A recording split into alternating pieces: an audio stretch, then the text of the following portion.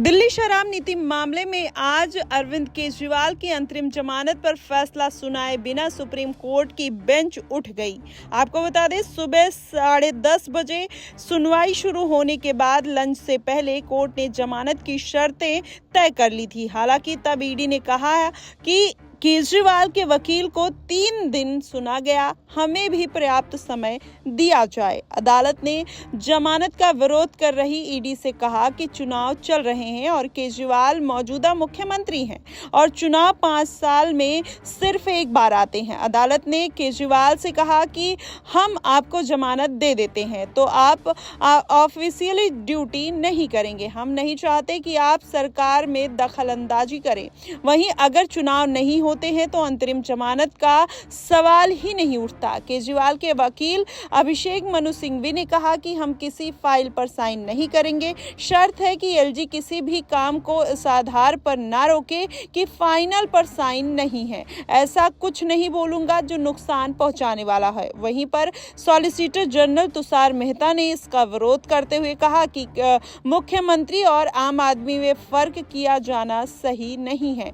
राजनेताओं के लिए अलग कैटेगरी ना बनाए, जनता के बीच गलत संदेश जाएगा। वहीं लंच के बाद जस्टिस खन्ना ने कहा कि फिलहाल हम देखते हैं कि दलीलें खत्म होती हैं या नहीं। अगर नहीं तो परसों यानी 9 मई को हम फिर से डेट देंगे। अगर संभव नहीं हुआ तो अगले हफ्ते की तारीख देंगे। उधर दिल्ली की राउज एवेन्यू कोर्ट ने भी केजरीवाल की न्यायिक हिरासत 20 मई तक बढ़ा दी है।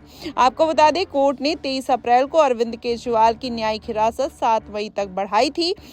वहीं 21 मार्च को केजरीवाल की गिरफ्तारी के बाद 22 मार्च को राउज एवेन्यू कोर्ट में पेशी हुई और जहां से उन्हें 28 मार्च तक ईडी की रिमांड पर भेजा गया। 1 अप्रैल से वो तिहाड़ जेल में बंद है। वहीं आपको बता दें, केजरीवाल की जमानत पर कोर्ट के 4 वो कौन से कमेंट हैं जिसको सुनकर आपको काफ़ी चीज़ें क्लियर हो जाएंगी। पहली शर्त ये थी कि जस्टिस संजीव खन्ना और जस्टिस दीपांकर दत्ता ने कहा कि केजरीवाल कोई आदतन अपराधी नहीं है, और दूसरी कि यह एक अभूतपूर्व स्थिति है और लोकसभा चुनाव जारी है और वो दिल्ली के चुने हुए मुख्यमंत्री हैं। और तीसरा जो जमानत पर कोर्ट के जो कमेंट थे ये था कि अगर चुनाव नहीं चल रहे होते तो अंतरिम जमानत का सवाल ही नहीं उठता।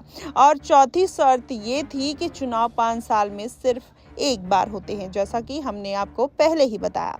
आपको बता दें, जमानत के लिए सुप्रीम कोर्ट की शर्त, सुप्रीम कोर्ट ने कहा कि अगर जमानत दी जाती है तो केजरीवाल सरकारी काम में दखल नहीं देंगे और वो अपने आधिकारिक कार्य भी नहीं करेंगे। ऐसा हुआ तो हितों का टकराव पैदा होगा और हम यह नहीं चाहते हैं। वहीं जमानत के विरोध में ईडी की जो दलीलें थी वो ये ऐसी थी कि कोर्ट का नजरिया क्या है, आपको राजनेताओं के लिए अलग कैटेगरी नहीं बनानी चाहिए। और दूसरा उनका जो दलील था वो ये था कि देश में इस वक्त 5000 केस है जिनमें सांसद शामिल हैं और इन सभी को जमानत पर रिहा कर देना चाहिए, ऐसा ईडी ने सवाल किया। अगर कोई तीसरा ये था कि अगर कोई किसान जिसका बुआई का सीजन चल रहा है वो किसी सांसद से कम महत्वपूर्ण है क्या, इस तरीके की दलीलें दी गई। वहीं चौथी दलील ये थी कि जमानत पर रिहाई दी तो यह संदेश जाएगा कि अरविंद केजरीवाल ने कुछ नहीं किया था लेकिन उन्हें चुनाव से पहले गिरफ्तार कर लिया गया। 5वीं दलील ये थी कि अगर उनका सहयोग किया होता तो 9 समन नजरअंदाज ना किए होते तो शायद आज ये गिरफ्तारी भी ना होती। वहीं आपको बता दें, अरविंद केजरीवाल ने कौन सी शर्त मानी, कौन सी नहीं, ये भी आपको बताते हैं। केजरीवाल ने कहा कि हम किसी फाइल पर साइन नहीं करेंगे। शर्त है कि एलजी भी किसी काम को इस आधार पर ना रोके कि फाइल पर साइन नहीं है। अगर ऐसा कुछ नहीं बोलूंगा जो नुकसान पहुंचाने वाला हो। इस तरीके की जो तमाम दलीलें हैं उस पर जो केजरीवाल हैं वो कहीं ना कहीं शर्तों को मानते हुए नजर आए। वहीं आपको बता दें, इससे पहले 3 मई को हुई सुनवाई में 2 घंटे की लंबी बहस के बाद बेंच ने कहा था कि मेन केस यानी जिसमें अरविंद केजरीवाल ने अपनी गिरफ्तारी और रिमांड को चुनौती दी है, इससे समय लग सकता है। वहीं लोकसभा चुनाव को देखते हुए अरविंद केजरीवाल की अंतरिम जमानत पर विचार किया जा सकता है ताकि वे कैंपेन का हिस्सा बन सके। वहीं 30 अप्रैल की सुनवाई में भी ईडी से कई सवाल पूछे थे जिसमें 5 सवाल मुख्य थे और जिसके बाद ईडी ने अपना फैसला सुनाया। आज ईडी ने भी अपनी 5 5 दलीलें रखी। अब ऐसे में माना जा रहा है कि क्या अरविंद केजरीवाल को राहत मिल पाएगी या नहीं मिल पाएगी, ये सबसे बड़ा सवाल खड़ा होता है। लेकिन अब इस मामले में जिस तरीके से अरविंद केजरीवाल घिरते हुए नजर आ रहे हैं और एक इसका